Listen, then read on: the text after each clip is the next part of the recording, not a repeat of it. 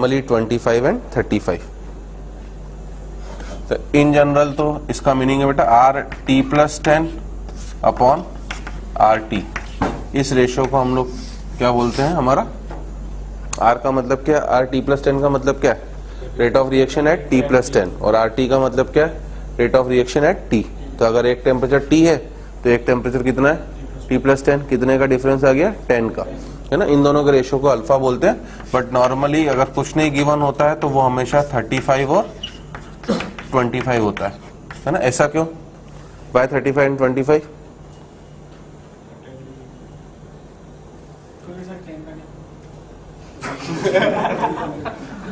जेब बात देख, जेब बात पता है किसमें आता है, चाइना गेट पिक्चर देखी कि नहीं देखी, चाइना गेट नहीं देखी, खूब पुरानी पिक्चर है चाइना गेट, जगीरा जगीरा करके उसमें होता है, मेरे मन को भायो मैं कुत्तों काट के खायो, है ऐसे बोलता था जगीरा। तो जेब बात खूब करता था, अरे खूब बढ़िया पिक्चर थी यार, उर्मिला मातोंडकर थी, पता नहीं, हाँ चाइना गेट। अच्छा सर आपने बोला तो चाइना वो अलग था ना, अब मैंने बोला तो अब वो सही वाला चाइना हुआ। अच्छा चाइना गेट ठीक है ना, तो जगीरा वाला, हाँ जेब बात, ठीक है। तो ये 25 डिग्री सेल्सियस 10 का डिफरेंस बेटा वो तो सब में होगा, 26 और 36 में भी कितने का होगा, 10 का ही होगा, है ना। ये 25 इसलिए है because unless otherwise mentioned each and every reaction takes place at room temperature, और रूम टेम्परेचर कितना होता है हमारा 25। हम लोग 25 को हम लोग नॉर्मल, जैसे अभी भी आप एसी में देख लो भले, है ना, टेम्परेचर कितना शो हो रहा है आपका 24, तो नॉर्मल टेम्परेचर हम लोग क्या करते हैं, रूम टेम्परेचर को 25 लेते हैं। तो अगर मेरी रिएक्शन पहले 25 पे चल रही है और मैंने क्या करा 10 डिग्री सेल्सियस बढ़ा दिया, तो 25 प्लस 10 कितना हो गया मेरा 35। तो अगर कुछ नहीं गिवन होगा तो ये 25 और 35 का रेशियो होगा, और ये अल्फा जो होता है बेटा हमारा, है ना, ये हमेशा किस किस के बीच में लाई करेगा, 2 और 3 के बीच में। अगर किसी प्रॉब्लम में नहीं गिवन हो बेटा और वैल्यू की जरूरत पड़ जाए तो मजबूरी में आपको 2 लेना पड़ेगा, ये अलग बात है, मजबूरी वाली बात। जैसे किसी में मेंशन हो कि ये सिंपल रिएक्शन है और वॉल्यूम का इफेक्ट बताना है, तो मजबूरी में हमने क्या करा था, उसको सिंपल मान लिया था, ठीक है। वैसे ही अगर कभी जरूरत पड़े और न गिवन हो तो 2 लोगे, अदरवाइज इसकी वैल्यू क्या होनी चाहिए प्रॉब्लम में, given.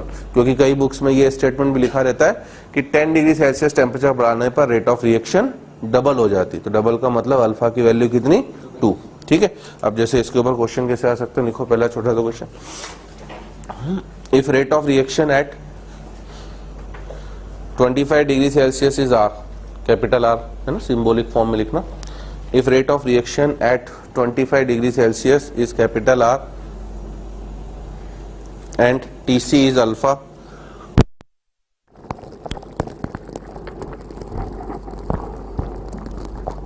and Tc temperature coefficient is alpha, then calculate, है ना, rate of reaction।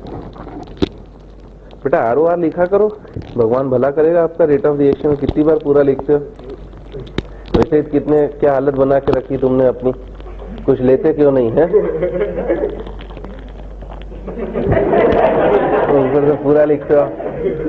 हाँ, तो calculate rate of reaction eight 35 degree Celsius, 45 degree Celsius, 55, 65 and so on, इस तरीके से, ठीक है ना। ये एक थ्योरेटिकल क्वेश्चन बेटा, ये बोर्ड में पूछा जा चुका है। तो अगर मुझे दे दिया है कि आर 25 डिग्री सेल्सियस मेरा क्या है, कैपिटल आर, ठीक है, और टेम्परेचर कोएफिशिएंट कितना है मेरा अल्फा, तो मैं क्या करूंगा बेटा, आर 35 अपॉन आर 25, इसकी वैल्यू को किसके बराबर लिख दूंगा, अल्फा। तो मुझे आर 25 पता है कितना, आर, दैट मीन आर 35 कितना हो गया, alpha times R, clear. Again I can write R 45 upon R 35, इसकी वैल्यू भी किसके बराबर होगी, अल्फा के। अब आर 35 कितना है, अल्फा, तो दैट मीन आर 45 कितना हो गया, अल्फा स्क्वायर आर। अब सेम चीज में क्या कर सकता हूँ बेटा, आर 55 के लिए भी कर सकता हूँ, तो कितना हो जाएगा R 55, alpha cube R. R 65 करूंगा तो alpha to power 4 and so इस तरह से बढ़ता जाएगा। तो इन जनरल अगर मैं लिखना चाहूं ठीक है ना। तो इन जनरल मेरा फॉर्मूला देखो है ना, मैं जनरल फॉर्मूला बता दूं ताकि आपको बार बार ये पावर थोड़ा गिनने बैठोगे। अगर मैं बोल दूं 25 पर आर है तो सीधे बताओ 90 पर कितनी होगी या 95 पर कितनी होगी, तो आप बार बार ये नहीं करना। अब सीधे इन जनरल फॉर्मूला है are T plus delta T upon R T, इसकी जो वैल्यू है अल्फा की पावर डेल्टा टी बाय 10। देख लो है ना। अगर मैंने आपको दे दिया कि 25 पर आ रहे और सीधे 65 पर पूछूं आपसे मैं, तो मेरे लिए टी की वैल्यू कितनी हो गई बेटा 25, ऊपर 65 मतलब डेल्टा टी की वैल्यू कितनी हो गई, टी 25 है बेटा, मुझे 65 पर निकालना है तो टी तो 25 हो चुका है, तो डेल्टा टी की वैल्यू कितनी होगी 40, तो अल्फा की पावर 40/10, 40/10 मतलब 4, यह गया अल्फा की पावर 4 है ना। अगर मैं आपको 25 पर दे दूं और 30 पे पूछूं तो क्या होगा, इसमें केवल आप 10-10 के डिफरेंस पे ले पा रहे हो, अब इससे सबकी वैल्यू ले लोगे। 25 पर मैंने बोल दिया है कैपिटल आर, 30 पे बताओ, तो अगर टी 25 है बेटा तो डेल्टा टी की वैल्यू कितनी होगी 5, तो 5/10 मतलब 1/2, तो रूट अल्फा टाइम्स कितनी हो जाएगी मेरी आर हो जाएगी। आ रही मेरी बात समझ। तो अब आप किसी भी टेम्परेचर पर निकाल सकते हो, जैसे मैं आपसे R30 भी पूछूंगा तो it will be root alpha into R. ठीक है, अगर मैं सीधे आपसे बोलूं R 125 बताओ मुझे, तो R 125 आपके लिए कितना हो जाएगा बेटा, अल्फा की पावर 10R।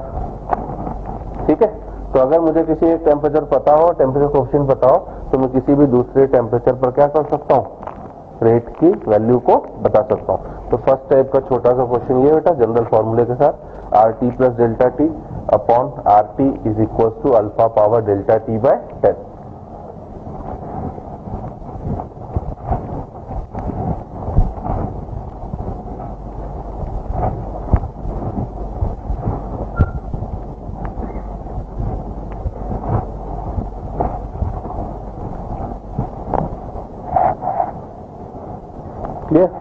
एक और लिखो छोटा सा क्वेश्चन,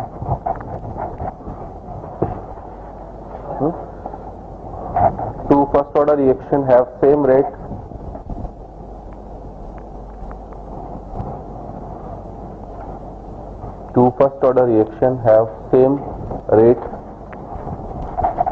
at 25 डिग्री सेल्सियस। ठीक है, दो फर्स्ट ऑर्डर की रिएक्शन, इनकी रेट क्या है आपकी सेम है, किस टेम्परेचर पर 25 पर। ठीक है, हमसे बोल रहा है if TC of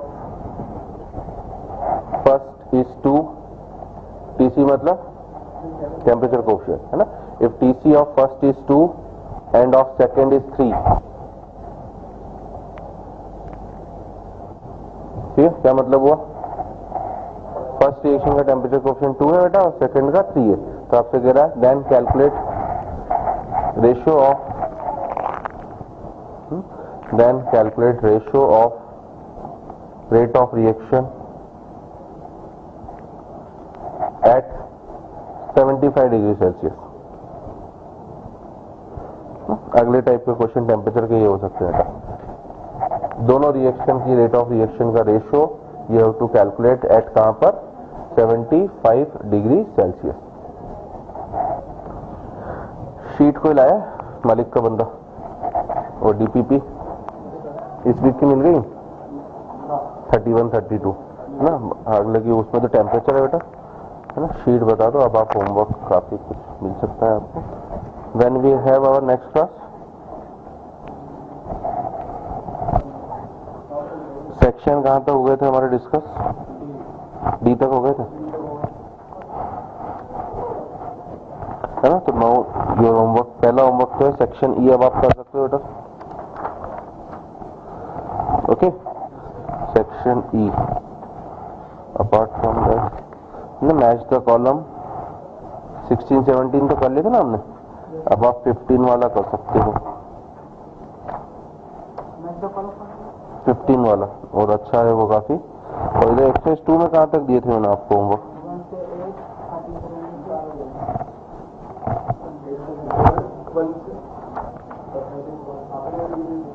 up to 26 दिए थे शायद मैंने आपको। हाँ हाँ ठीक है।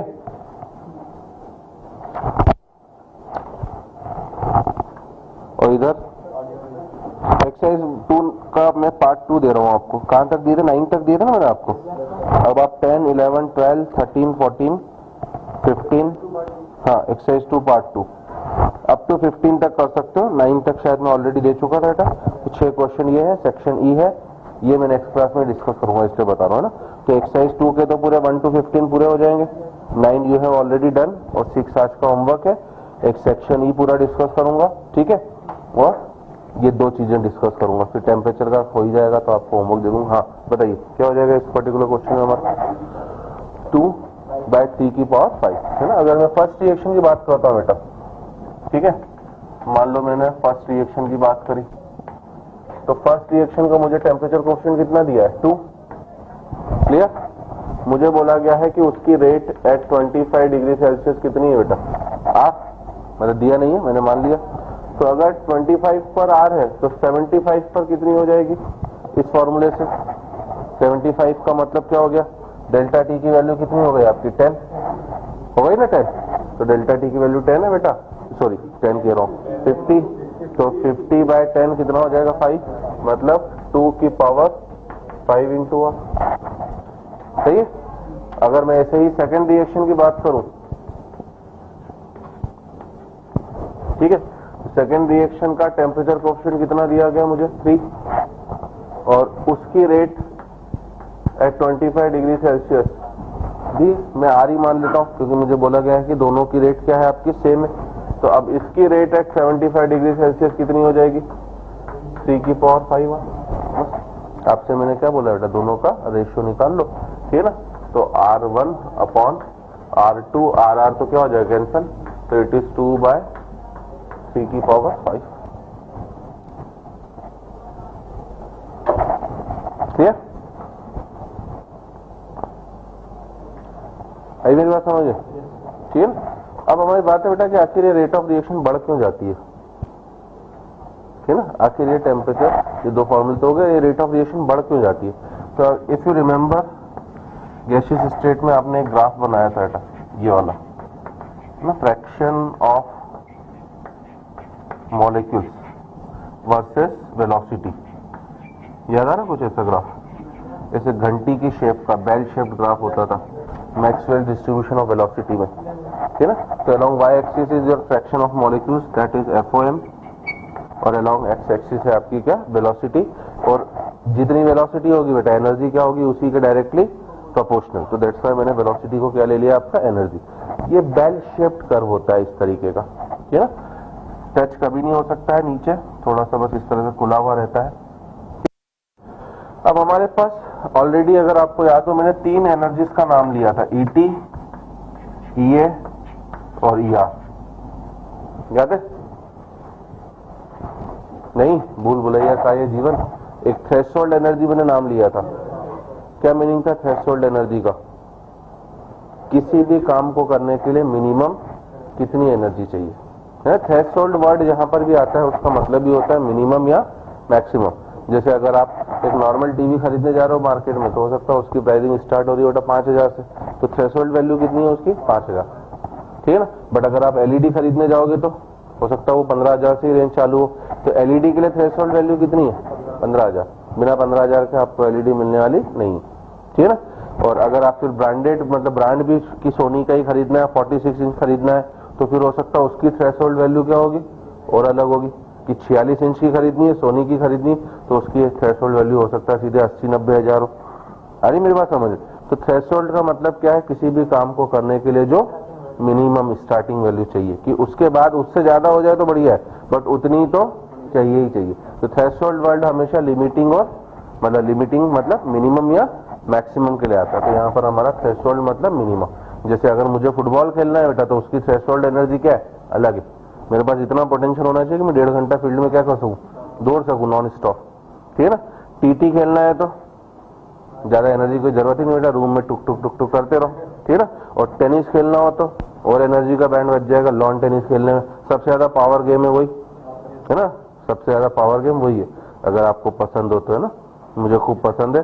तो मतलब राफेल नडाल और इसका सेमीफाइनल फ्रेंच ओपन का देखा हो आपने, जोकोविच और नडाल का, तो लगभग 4.5 घंटे 4 घंटे 34 मिनट चला था, है ना।